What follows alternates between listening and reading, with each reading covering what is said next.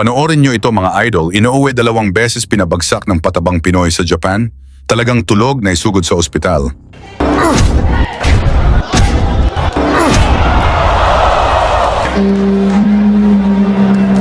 Tunay na labanan, balitang boxing, pag-uusapan. Sa kabila ng sunod-sunod na pagkatalo ng ilang top Pinoy fighters sa Japan, sa balwarte na pinangungunahan ng Naoya Inoue, may mga Pilipinong mandirigma na hindi natatakot dumayo sa Japan.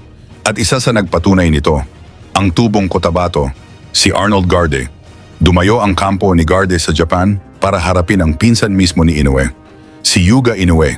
Sa mata ng Japanese camp, tune-up fight lang ito, easy win, pampadagdag lang sa record.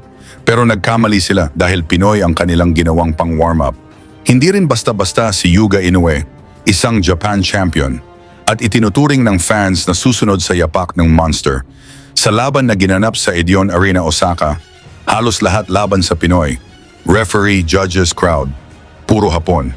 Sa pagtawag pa lang ng pangalan ni Garde, ramdam na ang pambabastos. Sir Philippines!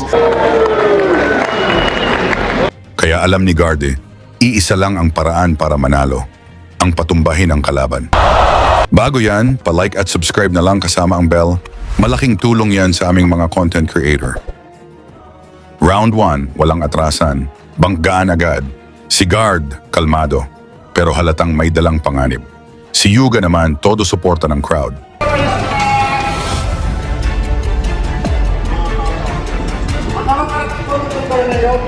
Counter mo yan. Ang guard ha, ang guard. Dito kayo sa kamata na. Timing mong buwan. Ubirhang. Oo, baga pa yung guard ba? Timing.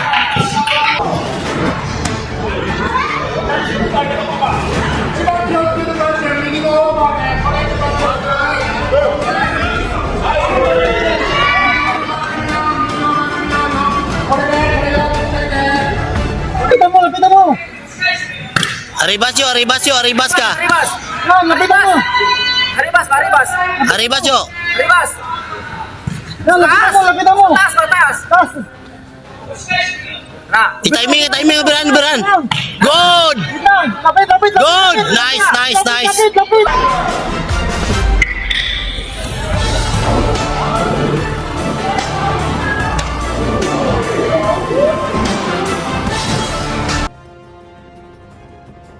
Round 2, inaasahan ng fans na babagsak ang Pinoy, pero kabaligtaran ang nangyari. Matibay ang depensa ni Garde, at bawat counter may bigat.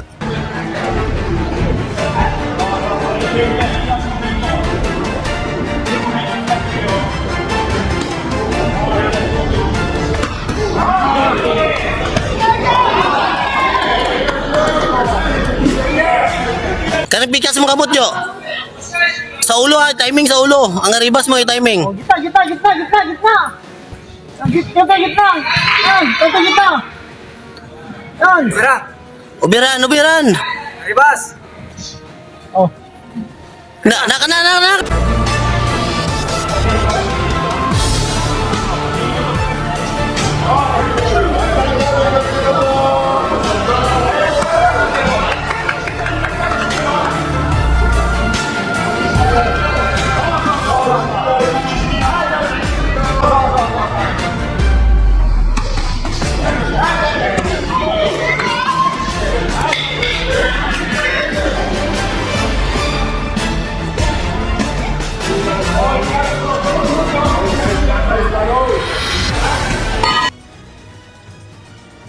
Round 3, tuloy ang gera. Parehong matigas, parehong ayaw umatras. Pero si Garde, naghihintay lang ng tamang tiempo.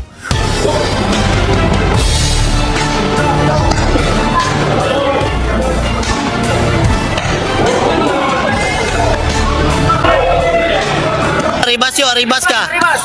Lapitan mo. Haribas. Arribas yo. Haribas.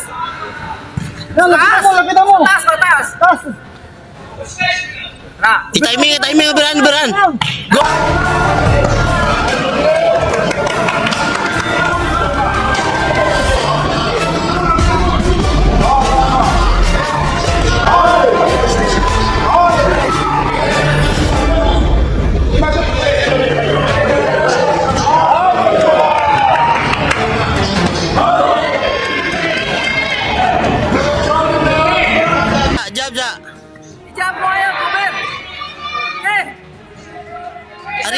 Arribas ka!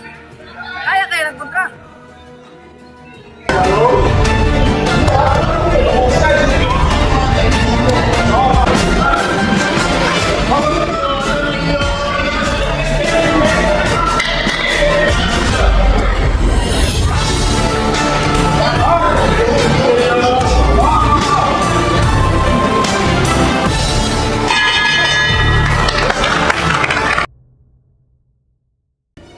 Sa round 4, parehong nakapatama ng malakas ang dalawang boxers, ngunit pareho rin na nagpakita ng tibay.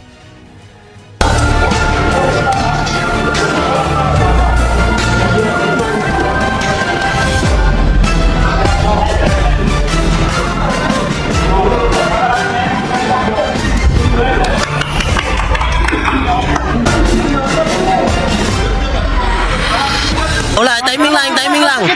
Tato, counter ka! Counter ka, Jo! Counter ka! Ayaw bugni! Ayaw bugni ba? Ayaw bugni, Jo!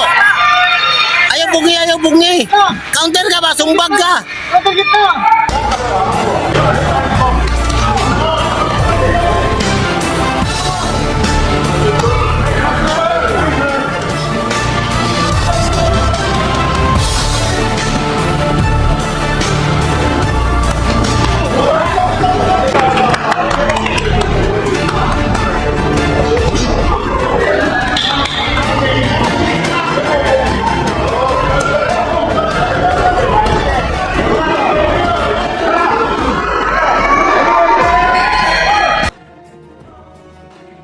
Round 5, todo pressure si Yuga. Sunod-sunod ang suntok, pero parang pader ang Pinoy, hindi matinag. Jo, arribas ka! Haribas! Haribas! Arribas, Jo! Haribas! Lapitan mo! Taas! Na! I-timing, Beran! Good! Lapit! Good!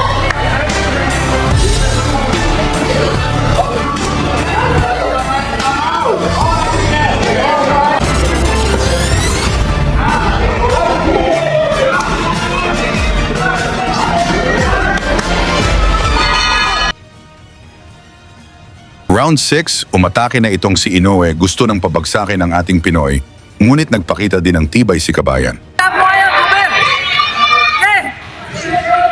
Arribas ka! Kaya kayo nagpunta. Pira!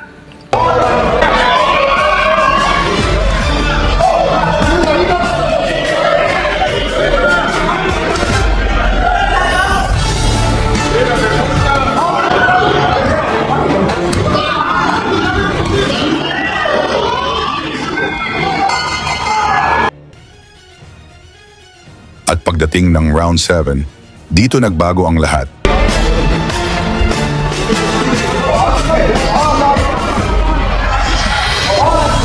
Ja, timing arribas mo!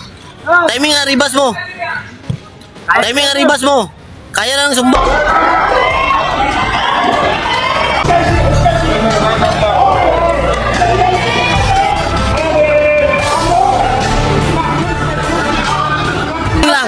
Tato, counter ka! Counter ka, Jo! Counter ka! Ayaw bugni! Ayaw bugni ba? Ayaw bugni, Jo! Ayaw bugni! Counter ka ba? Sumbag ka!